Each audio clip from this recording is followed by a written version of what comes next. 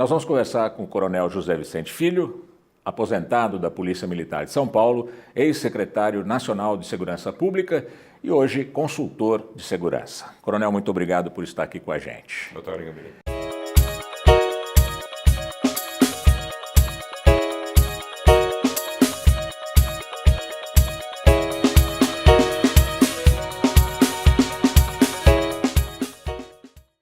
Qual a sua avaliação desse plano de segurança apresentado pelo ministro Sérgio Moro? Eu vejo de uma forma muito positiva, Gabriel. Nós estávamos há muito tempo demandando aí reformulações no equipamento da legislação criminal brasileira. Eu tenho uma forma muito clara que a grande expansão que nós temos do crime organizado, da corrupção, da violência nas nossas ruas, nos principais estados, das grandes cidades do país, que isso se deve principalmente a uma retração das forças, das instituições que cuidam dessa questão, a polícia, o judiciário, o próprio sistema prisional, são áreas que foram enfraquecidas, fragilizadas ao longo de décadas praticamente, e a legislação que constitui um aparato de instrumentos para poder dar conta dessas questões também vem sendo defasada há muito tempo. Algum desses instrumentos nos remete ao Código de Processo Penal, por exemplo, que é de 1941, está prestes a fazer 80 anos. Assim como acontece quando se vislumbra o contexto de saúde no país, com novas modalidades de doença, o agravamento de antigas doenças, reaparecimento de varíola, zika, chikungunya, etc., a gente sabe que para dar conta disso há demandas preventivas, mas há demandas de remédios, de vacinas. E nós precisamos de novas gerações de antibióticos, por exemplo. E na questão da segurança pública, na questão da violência, nós precisamos de remédios novos também, novas gerações de armas de contenção. Não vamos falar apenas de armas no sentido estrito do equipamento que a polícia usa, mas também existem instrumentos importantes da legislação que possam, de alguma maneira, exercer uma intimidação dos bandidos. O senhor acha que a nossa legislação hoje no Brasil ela é muito benévola com o crime? Por quê? Ela é extremamente benévola. Nós não conseguimos, ao longo dessas últimas décadas, impor novas modalidades de intimidação, principalmente aos maiores predadores da sociedade. Por que nós temos uma expansão tão grande, por exemplo, de criminosos que dominam hoje mais de 200 comunidades do Rio de Janeiro? Por que nós temos cerca de 3.000 fuzis de guerra em mãos de traficantes e milicianos no Rio de Janeiro? Aliás, por que tantas milícias que comandam hoje sujeitam 2 milhões de pessoas? Ou o que nós estamos vendo no Ceará atualmente, de grupos de jovens, não se pode nem falar em crime organizado, que estão infernizando a vida, principalmente das grandes cidades do Ceará.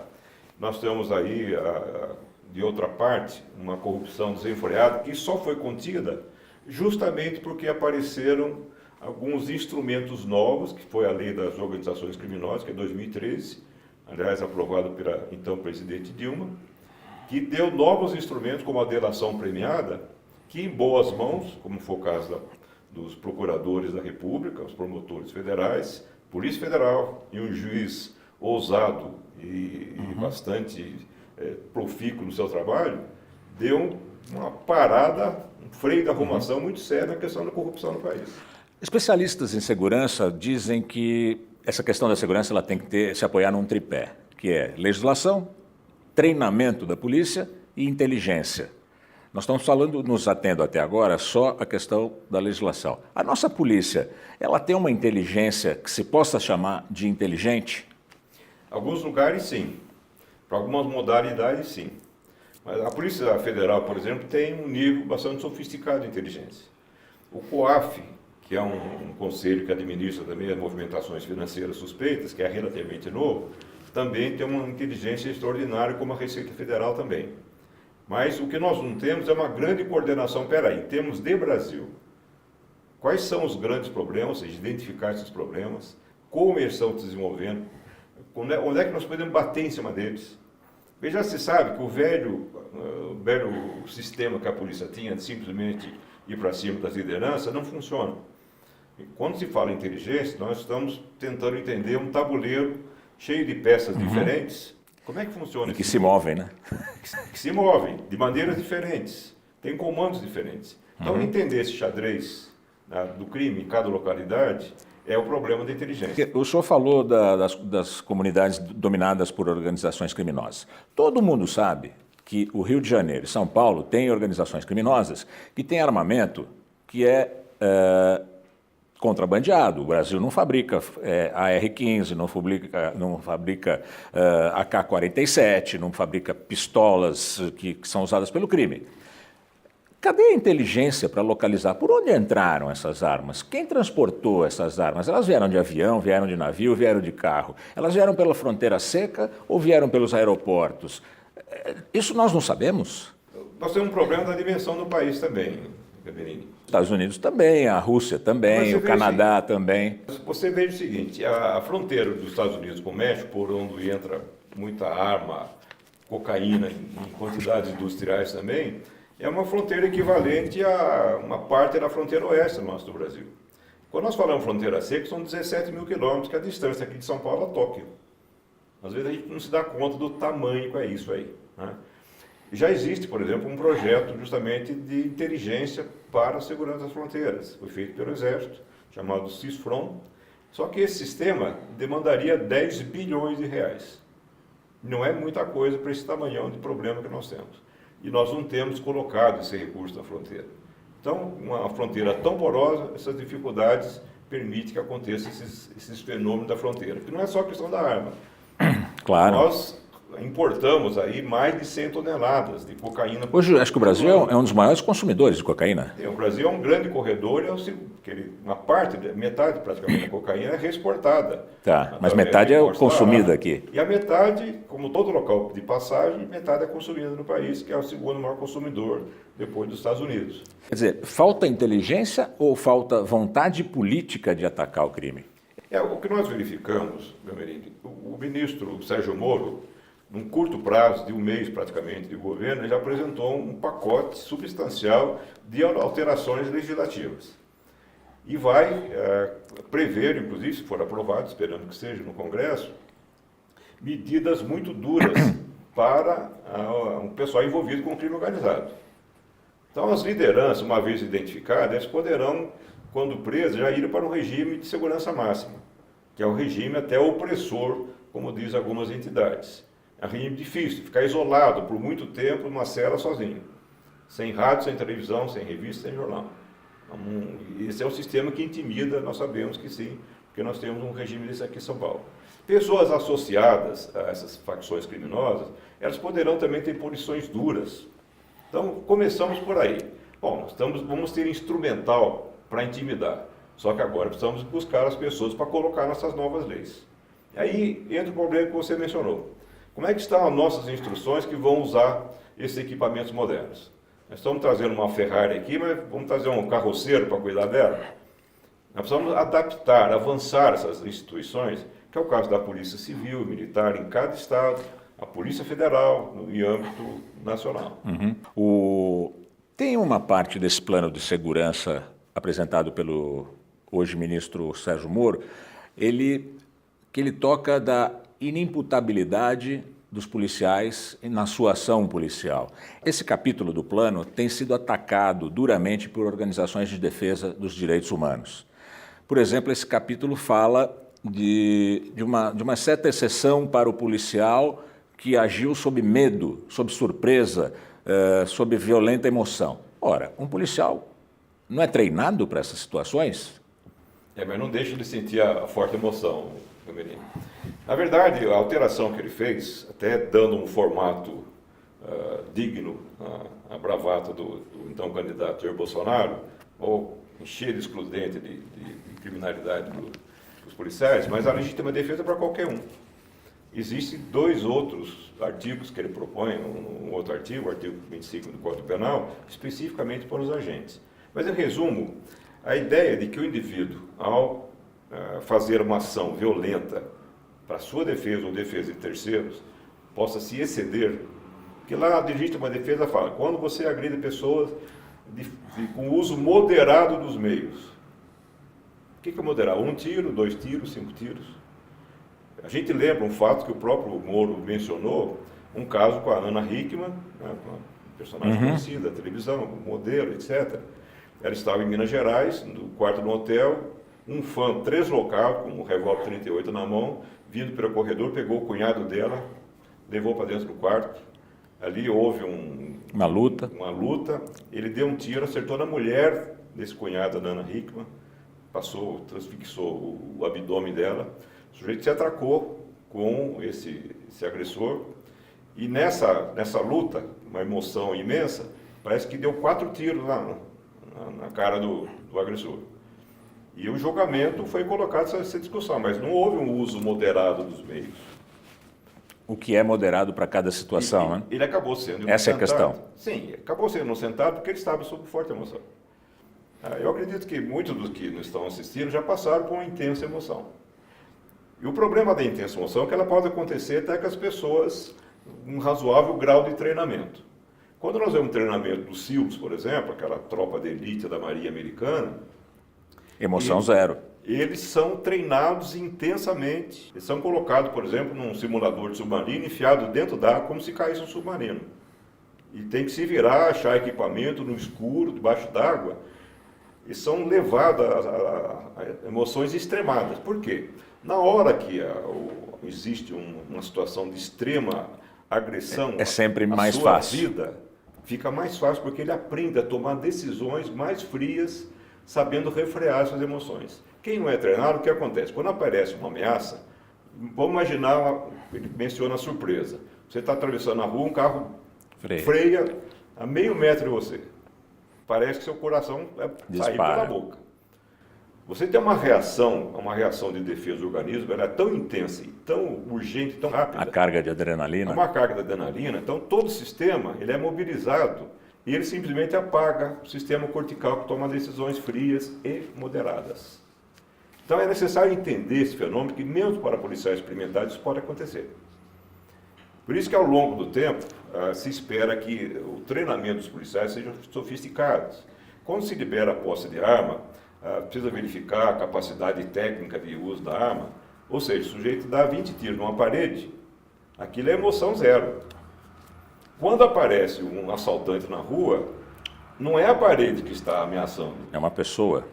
E essa emoção, ela vai dificultar terrivelmente você ter respostas racionais. De qualidade. De qualidade, moderadas, etc. Esse é um ponto. Uma outra questão que ele coloca é para policiais que estejam numa atividade operacional de confronto.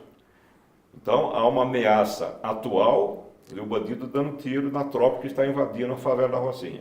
Ou iminente, está cheio de bandido com fuzis lá na frente. Esse momento, o meu entendimento é que os policiais que estão indo para o confronto, eles poderão com o sniper é aquele cara que faz o atirador de elite para isso, né? Ele fica à distância, uma arma especial, ele vai atirando nessas personagens. Mas ele não está ameaçando. O que faz um sujeito com um fuzil? Não é uma arma que poderia justificar, mas é uma arma para defesa pessoal, não é. É uma arma proibida. Se a tropa está em andamento, aquela arma está apontada para a direção da tropa, aquilo é uma agressão iminente. Isso é mais ou menos, de uma forma mais correta, aquilo que o governador do Rio de Janeiro fala de abater os criminosos. Nesse contexto, oferece-se uma saída legal, uma proposta pelo Moro. Uma outra situação que é mencionada também no artigo, uma possibilidade de um bandido estando com um refém, a polícia chega. Na atual legislação, o policial só pode atirar com um sniper, por exemplo, quando o bandido colocar a arma em direção à cabeça do refém, por exemplo, ou em direção ao corpo dela. Uhum. Ou seja, uma agressão ameaça potencial injusta, né, ilegal contra uma pessoa. Aí o policial poderia atirar por essa previsão nova, mesmo que não estivesse fazendo essa ameaça. O senhor acha que essa legislação por si só basta ou é necessário treinar melhor a polícia brasileira? O treinamento é crítico. Nós chamamos treinamento por uma parte e o outro aspecto é a supervisão do policial. Eu vou dar um exemplo para você. São Paulo, mesmo com essa legislação velha que nós temos um dos o menor índice de violência do país, porque a polícia se sofisticou. Gradualmente, nos últimos 15 anos, nós temos queda de violência seguida há 15 anos de todos os itens. dos homicídios, dos furtos, dos roubos de autos. O único que não conseguimos fazer, porque tem pouco efeito de prevenção policial, são dos estupros. Então, o Brasil mata 60 mil pessoas por ano, mas tem 500 mil de estupros estimados. É uma violência estúpida, enorme, em grande escala, né? Então, o que nós percebemos é que em alguns estados, como é o caso do Rio de Janeiro, o treinamento é precário. E onde você tem um treinamento precário, os índices são mais elevados. É o caso da Bahia, o caso de Sergipe, é o caso do Alagoas, o Rio Grande do Norte, o Ceará. E você tem escalas de medida, você vê a desatenção do Estado, não só de polícia, mas também de políticas públicas, né? Porque de 2004 a 2014, desse período de 10 anos, as mortes de jovens, estou falando de jovens, no Ceará e na Bahia triplicaram. Em São Paulo caiu 50%, lá triplicaram. Rio Grande do Norte quintuplicaram. Isso é fruto de treinamento, na sua opinião? Não, isso aí é um conjunto de atenção para a polícia, mas também atenção social para grupos mais vulneráveis. Aqui em São Paulo, um fator que está ligado, de certa maneira, com a queda dessa violência, é porque se observou nos últimos mais de 10 anos uma queda significativa em dois fenômenos sociais muito relevantes. A queda da evasão escolar, que os jovens sem escola e sem trabalho, ele está na oficina do demônio, né, como se diz. E um outro detalhe curioso, houve uma queda substancial, gravidez precoce de jovens adolescentes. Por educação sexual, educação Mas não de é jovens. só isso. Eu vi um pesquisador inglês, o nome dele era Manuel, parece que Manuel Eisner. Ele falou, sabe o que acontece quando você tem uma queda dessa gravidez de jovens? É porque os jovens estão aprendendo a se controlar, tanto elas como eles. Esse negócio não vai dar certo. Vamos tomar cuidado. Quando você começa a tomar cuidado nisso, está tomando cuidado em outras questões também relevantes. Então é perceptível que quando você tem uma política voltada para jovens, por isso que é o grande drama, um dos grandes dramas do país, quando se fala em termos de prevenção, eu vejo prefeituras correndo, montando guarda municipal. Espera aí, se você cuidar dos seus jovens, está fazendo muita Vamos coisa. educá-los, né? Sim, né? Educação de qualidade. Não, vamos fazer ações sociais. O melhor instrumento social que tem ainda, em termos de prevenção, chama-se escola. Nós temos 230 mil equipamentos desses distribuídos no país. A distância, relativamente perto de alguma criança. Só que nós precisamos de escola de qualidade. E distribuição de renda, o senhor acredita que seja também um fator? Não é. Por quê? Porque veja o seguinte, a Bolívia e Paraguai têm 1/5 da violência do Brasil. São países com problema de distribuição de renda, de pobreza muito mais intensa do que o Brasil. Nós temos um problema, na verdade, da grande contraste, né, da iniquidade, mas o que nós percebemos é que muitas vezes não só um problema de tratamento indigno em relação aos jovens, uma escola ruim, por exemplo, nós percebemos algumas escolas boas do interior do Piauí ou do Ceará, que são fenômenos nos exames nacionais. E internacionais também, internacionais. Então pode, mesmo com pouco dinheiro, pode. Quando você tem uma política interessada nessa questão. Interessada quer dizer, dá prioridade para isso. Mas o que nós temos de instrumento mais rápido para a contenção da violência é o que nós chamamos o aparato de justiça criminal. Leis criminais, numa ponta, lá na outra ponta, uns presídios que consigam dar conta dos presos, não para recuperá-los, mas pelo menos contê-los. E nesse ínterim precisamos de polícias eficientes que funcionem e um judiciário ágil. Quando nós falamos de judiciário ágil, aparecem umas questões estranhas. Se fala muito assim, você vai criar mais facilidade para prender, então como é que fica o nosso sistema prisional que já tem 800 mil presos vivendo em situação selvagem? Nós temos praticamente 300 mil vagas com 800 Depósito presos. De gente, né?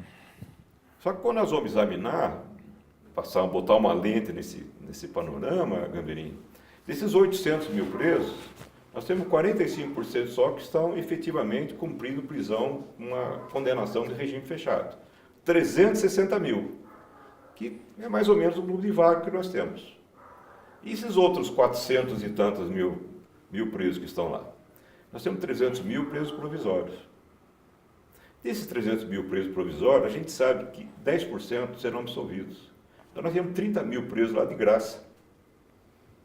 Nós temos Apenas 18% desses 300 mil, 50 mil, que vão ser condenados por prisão, por uma pena de prisão efetiva. Os outros poderão ser condenados por penas que podem ser cumpridas em liberdade. Caramba, por que não se cria filtros para que não tenha tanto... Por exemplo, que filtros? Por exemplo, saber que tipo de crime que a gente sabe que vai ser apenado com uma pena alternativa. Uma delas, por exemplo, que está na dependência do Supremo, com aquela lentidão, né, dinossauro dele, que é o problema da quantidade de drogas e pode ser considerado consumo ou tráfico. Então nós temos dezenas de milhares de jovens que estavam lá com 5 cigarros de maconha e é considerado traficante. É um crime hediondo. Ele está numa trancadura no meio de criminosos pesados, ele estava eventualmente até vendendo cigarro para colega de classe. Coleguinha de classe. Em Portugal até 20 ou 25 gramas é considerado consumo. Decidir isso aí no Supremo, uma previsão agora para junho, nós podemos tirar 50 mil meninos lá da cadeia. Então nós temos alguns filtros que a justiça precisa ser levada a refletir. Espera aí, nós estamos mandando um sujeito que está roubando galinha aqui para... Na sua opinião, precisaria, na verdade, modernizar esse setor da justiça, desse setor criminal, da justiça criminal, modernizar o sistema prisional. Sim. E modernizar a polícia, modernizar tudo. Você quer ver uma modernização que tem aqui em São Paulo, por exemplo? Aqui em São Paulo são 170 estabelecimentos prisionais e vem uma gestão que se terminou recentemente, com o secretário Lorival Gomes, uma gestão impecável. Todo mundo fala, mas o PCC manda nos presídios. O PCC não manda numa unidade sequer do sistema prisional de São Paulo. Mas o PCC é tão poderoso, está mandando para outros estados. Não, porque aqui não consegue, tem que trabalhar onde é fácil, no Ceará, por exemplo. Mas o fato é que nós temos presídios aqui no estado de São Paulo para jovens que foram condenados pelo seu primeiro crime. Às vezes um crime grave. Mas esse tem chance de recuperação. Então vai para presídios especiais. Existem alguns casos que não precisa cumprir pena. Pequenos delitos, menor potencial ofensivo, pode cumprir uma pena que é prestar serviço num ponto de socorro, numa saúde, numa escola, por exemplo. E nós temos aqui 70 unidades dessa que coordenam grupos de até 300 condenados desses em estabelecimentos credenciados. Confere a presença deles aí lá nos dias estabelecidos. Esse condenado de pena alternativa, que nós chamamos, ele custa R$26 por mês. Na cadeia? Na cadeia ele custa entre 2 e 3 mil. Com uma tornozeleira eletrônica custa 600. Mas por que não se faz mais? Porque nós não temos uma política penitenciária decente e eficiente. Porque é sempre os trancos e barrancos, muda o ministro, você não tem uma consistência. Espera aí, vamos ter começo, meio e fim nessa questão? Mas isso faz parte, naturalmente, do grande sistema de contenção da violência no país. O senhor acha que esse plano do ministro Moro vai passar com facilidade no Congresso? O Congresso hoje ele tem uma pressão grande da população por soluções em relação à contenção da violência. Então, essa demanda ela vai ser reforçada naturalmente por algumas bancadas, tal a bancada da bala, por exemplo, mas vai ser difícil, num momento como hoje, não dar uma pena mais grave para a liderança do crime organizado, por exemplo. Vai ser difícil não dar uma pena mais grave do que nós temos hoje para o assaltante a uma armada habitual, reincidente, repetitivo. Esse precisa de uma contenção. Senão vai acontecer aquela velha história, o sujeito assalta, só vai parar quando matar ou morrer. Então, isso é uma dificuldade de alguns deputados de se colocar contra as medidas de agravamento. Alguma que pode ser até um pouco mais exagerada, vai ficar difícil.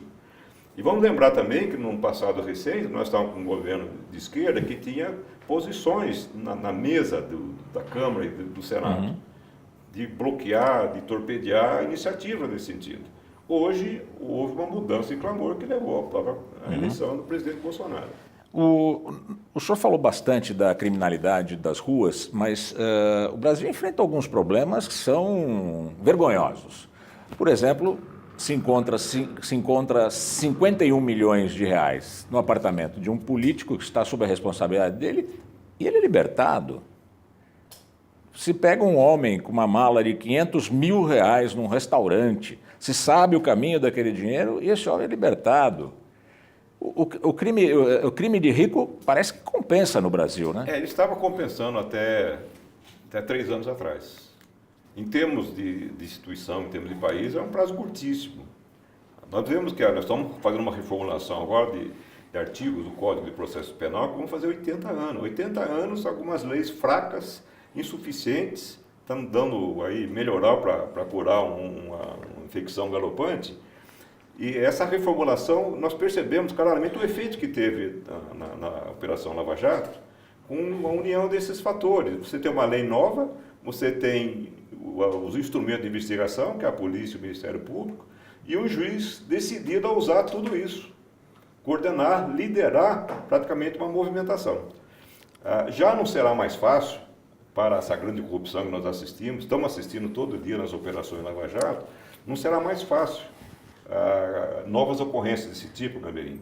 Quando nós falamos em medidas dissuasórias contra o crime, seja da violência aqui da esquina, seja desses corruptos lá de colarinho branco lá da Bahia. Não só da Bahia. Nós não estamos falando em eliminar. Ninguém está falando em eliminar o mosquito da chikungunya ou da zika. Nós precisamos de controle das pragas. E esse controle eficiente vai da prevenção, desde não deixa objetos com água no quintal, etc., né?